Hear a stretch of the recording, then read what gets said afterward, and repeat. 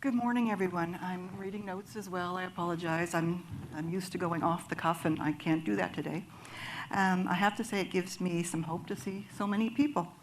Since being clinically diagnosed with tick-borne diseases in 2011 by a doctor in Nova Scotia, I've been in contact with thousands throughout the province that believe they may be dealing with tick-borne diseases. In early 2013, I founded the Nova Scotia Lyme Support Group, and in late 2015, I became the Nova Scotia representative of the Canadian Lyme Disease Foundation. Because of my affiliation with these two groups, many Nova Scotians have reached out to me. They are dealing with a variety of health issues affecting numerous systems, and most, if not all, have not received any definitive diagnosis. In some cases, their ELISA has come back negative, and they have therefore been told they do not have Lyme, even though a Canadian Adverse Reaction newsletter in October 2012 advised that there are at least 3 reasons for a false negative. The newsletter states that in general, false negative results have been attributed to A, a slow antibody response early in the course of the disease, B, genetic diversity of the B. burgdorferi, and C, treatment with antibiotics. Therefore, a negative does not necessarily mean that you do not have Lyme or a Lyme-like illness. It's quickly dismissed, however. In May of 2019, I confirmed with the National Microbiology Lab in Winnipeg that this information is still valid. Many of the people that I speak to have been told that their issues are all in their head. Some have been told that they can't possibly have Lyme because it's not in their area. Some have even been told that there is no such thing as Lyme. I generally do not hear about the cases that do get promptly diagnosed and appropriately treated. I realize there are many that are, and it is steadily getting better. Thank you. However, although some doctors have taken it upon themselves to become better educated about the issue, many others have not. It should not be the luck of the draw as to whether your doctor is knowledgeable or not. As well, the level of knowledge varies from doctor to doctor.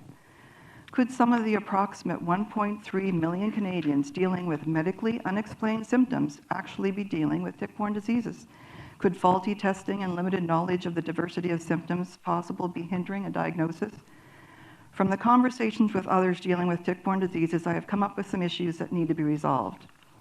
All doctors need to be aware that although the erythema migrans rash is a definitive sign of Lyme, only a small percentage of patients will actually present with this better-known bullseye version.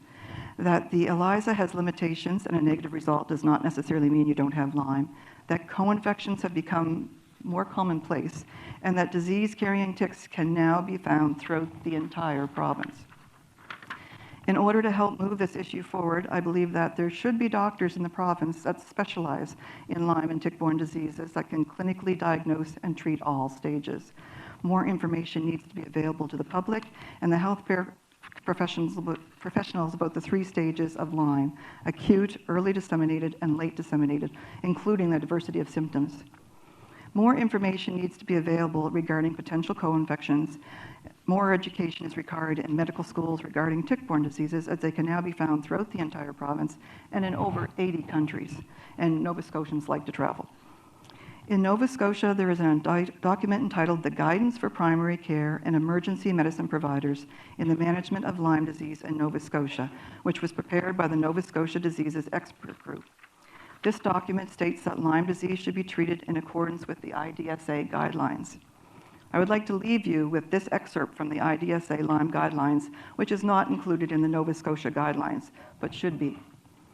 It is important to realize that guidelines cannot always account for individual variation among patients.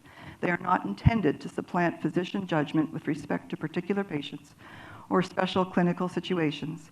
The Infectious Diseases Society of America considers adherence to these guidelines to be voluntary, with the ultimate determination regarding their application to be made by the physician in the light of each patient's individual circumstances.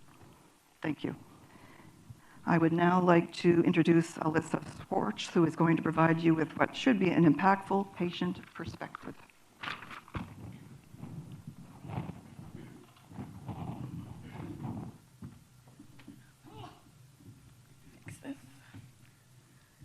Good morning. As you know, my name is Alyssia Schwartz, and I'm here to share my experience with Lyme disease. Here in Canada, cases of Lyme disease went from 144 cases in 2005 to 2,025 5 cases in 2017. The numbers will only get larger unless we can figure out ways to prevent Lyme disease and treat it faster. And it can be hard enough to check yourself for ticks after a hike or a peaceful walk in the woods, but imagine having to check yourself every morning if your cat slept in your bed with you that night, because that's how it happened for me. So on the morning of June 17th, I was getting dressed for the day and I noticed a little black spot in my armpit. I went and asked my mom what it was, and she said it was a tick. She picked it off and we examined it a little. It was obvious that it was dead and full of blood, so it had to be on me for around 24 hours. 10 days later, on my last day of school, during the day I didn't really feel good. I had a headache and felt like I was going to be sick. When I got home from school, still feeling sick, I threw up. For the next 2 days, I still had a headache, still felt really sick, had fatigue, and had a fever. That's when my mom decided to bring me to the hospital because no one else in the house was getting sick.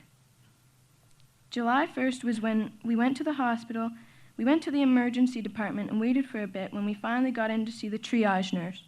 She asked me some questions, and we actually ended up freezing and keeping the tick, so we gave it to the nurse to look at, but she ended up just brushing it away, so we thought it didn't matter and we threw it out.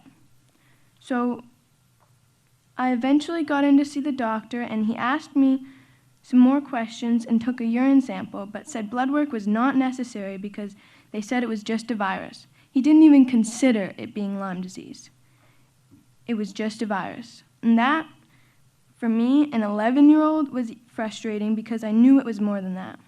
So we went home with my virus diagnosis, and I still had a headache, still had fatigue, all until 10 days later, July 17th, my left eye was burning and watering, and I didn't know why. So I told my mom about it. Her eyes widened as she said, "You look like a stroke victim." I ran to the mirror and I tried to smile, and there I was with a half smile on my face. My mom tried not to act scared in front of me, but I knew she was. I mean, I was pretty scared too. I was an 11-year-old girl with a half-paralyzed face. I was not expecting that to happen. So we went to the IWK and got in with the doctor fairly quick. I basically just told him the whole timeline of it all, and he said what was happening with my face was called Bell's palsy, which can happen with people who have Lyme disease. The doctor referred me to an infectious disease specialist, and they decided to put me on doxycycline for 4 weeks for the Lyme disease and prednisone for 10 days for the palsy. Every single night for almost my whole summer, I had to put lacrolube in my eye and tape my eyes shut. It takes 6 weeks for Lyme to show up in your bloodstream, so 6 weeks after the tick bite, I got blood work done. It came back positive. At the end of August, I was diagnosed with Lyme disease. And this whole thing has been such an experience for me, and I'll definitely never forget it. It wasn't the worst it could be, but it absolutely could have been better.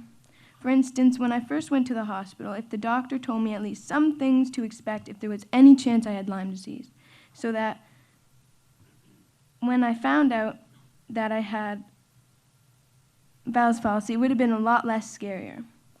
And as a shy young girl, it was all really scary with all the different doctors and the blood work. There wasn't really any reassurance saying it would all be okay, and I really needed that at the time. And the other thing is that there isn't just certain symptoms for Lyme disease. I didn't have a rash in the form of a bullseye or walked in limping with joint pain, but I still ended up having it. Not to mention, I started getting joint pain in my knees that summer after the tick bite and was diagnosed with juvenile arthritis last spring. My rheumatologist says it isn't related to the Lyme. We trust her, but me and my mom will always have that little tiny question in the back of our minds. So that is my story of my experience with Lyme disease. It's really important to me to raise awareness for Lyme disease, even if it's just giving a speech in a small town movie theater. Thank you.